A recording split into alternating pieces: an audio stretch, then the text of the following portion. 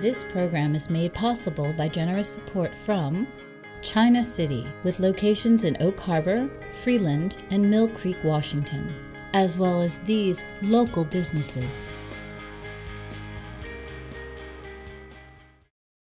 Trauma, resilience, forgiveness, and community. These 4 words have been my teachers for the past 2 years and have helped to frame much of my learning.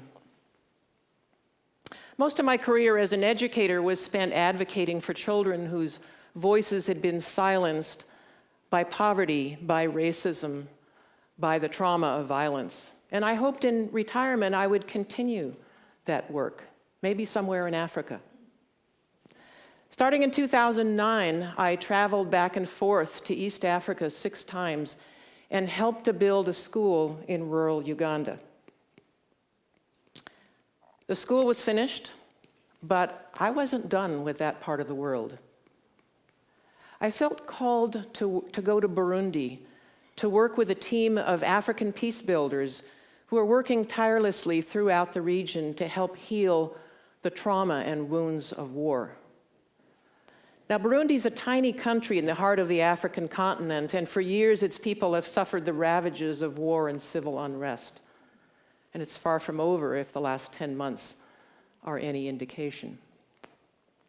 The program I was with, called Healing and Rebuilding Our Communities, brings together in experiential learning circles men and women, everyday people, literate or not, Christians and Muslims, Hutus and Tutsis, government soldiers and rebel soldiers, groups that have been in conflict with each other to help heal the trauma of war and rebuild trust through forgiveness and reconciliation.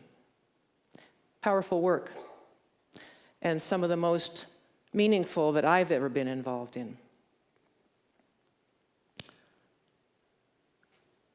I participated in a 2.5-day HEROC training program that was held in a community that, in addition to suffering the ravages of war, had just been devastated by a flood.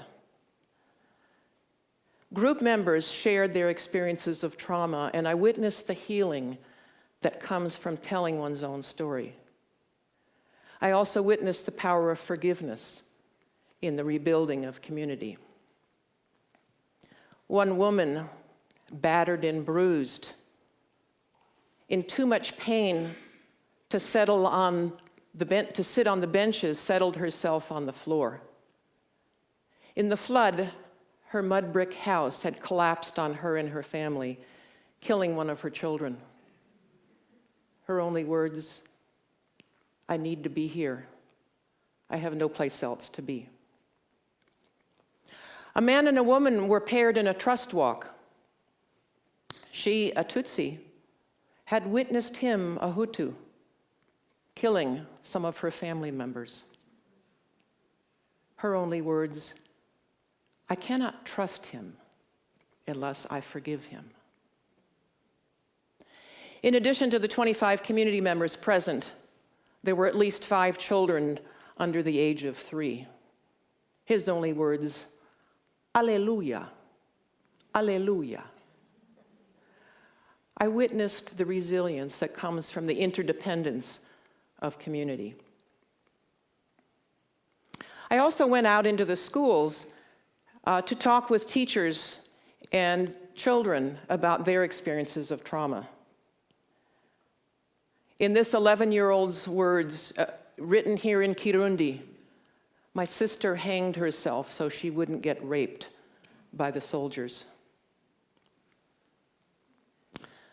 My assignment with HEROC was to go out into the schools and to work with teachers to help the ones who had been through the HEROC training program to bring into their classrooms the tools of peace, of forgiveness and reconciliation so needed to bring the powers of peace to the next generation, to make it possible for the next generation to embrace peace. Drawing on my own HEROC experience and my years as a teacher of teachers, I developed a curriculum and a 2-day training program for an eager group of teachers, and we were all set. It was Saturday morning, and the training was to begin early Monday morning. My last 2 days in Burundi. But just as my first WOW talk never happened, I never did get to lead that training. Saturday afternoon, while walking on the side of the road with my friend Florence, I was struck down by a bus. Lying in the dirt, shaken and in pain, a sea of African faces crowding around, I could hear Florence's voice. Je suis là, Jeanne, je suis là. I am here.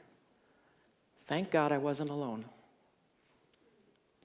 I could tell you many stories about healthcare in the third poorest country in the world. You don't need an X-ray. Well, our machine doesn't work. Il y a quelque chose de louche, said the doctor. There's something suspicious. But since you can walk on it a little bit, it's probably nothing important. Well, nothing important turned out to be an undiagnosed hip fracture. After being poked and prodded and given drugs no longer legal in this country, a small, timid man appeared hat in hand in the doorway. It was the driver of the bus. I need to go back to work, he said, so I can feed my children. But I can't go without first asking for your forgiveness. It catches my breath still, so deeply touched was I. A close encounter of the human kind, and one I will never forget.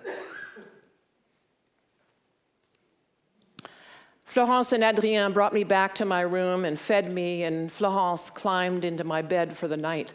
I won't let you stay alone, she said. Another moment of a tender human connection. And so began my own healing journey, my own intimate lessons about trauma and resilience, forgiveness, and community. These lessons continued when I returned home. Each of my children spent several weeks with me, helping me to navigate every possible orthopedic complication of a broken hip.